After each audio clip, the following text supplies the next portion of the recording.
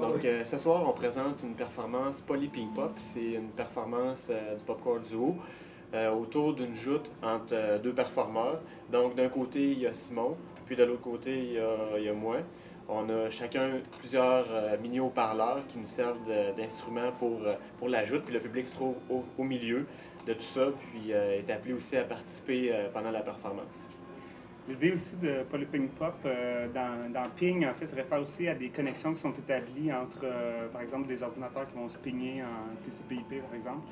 Puis l'idée, c'est d'aller chercher une connexion entre les haut-parleurs qui vont être donnés au public, de manière à créer un échange sonore entre ces gens-là, puis de générer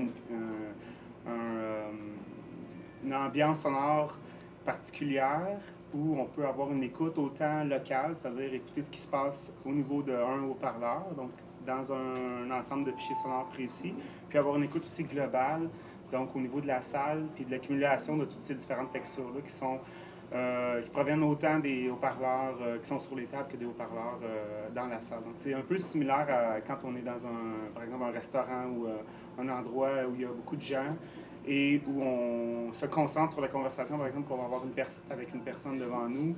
Et si on se retire de cette conversation-là, pour diverses raisons, et qu'on commence à écouter l'espace sonore, le soundscape global de la salle. Donc on va jouer un peu. On voit souvent ou on entend souvent la spécialisation par un dispositif surround où les gens sont au centre, mais là, le haut-parleur est une source sonore en tant que telle, puis le positionnement se fait par le déplacement du haut-parleur.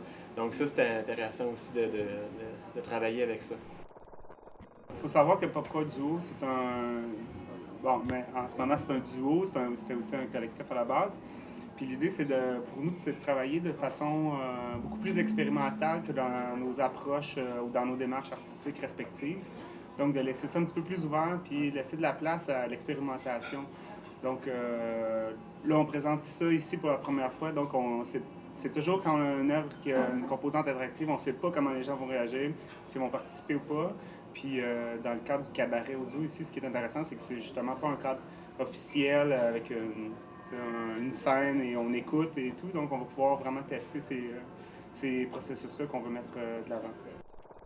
Aussi, Popcore, ça nous sert vraiment aussi de banc d'expérimentation. C'est-à-dire que comme c'est plus ouvert, c'est des ensembles de performances qu'on propose qui nous permettent d'essayer des choses que souvent on va pouvoir réintégrer, pas tel quel, pas de façon explicite, dans d'autres spectacles qu'on va faire, mais c'est l'endroit où on peut se permettre d'essayer des choses qui vont peut-être marcher ou des choses qui vont peut-être pas marcher, mais pour ensuite enrichir notre pratique par la suite.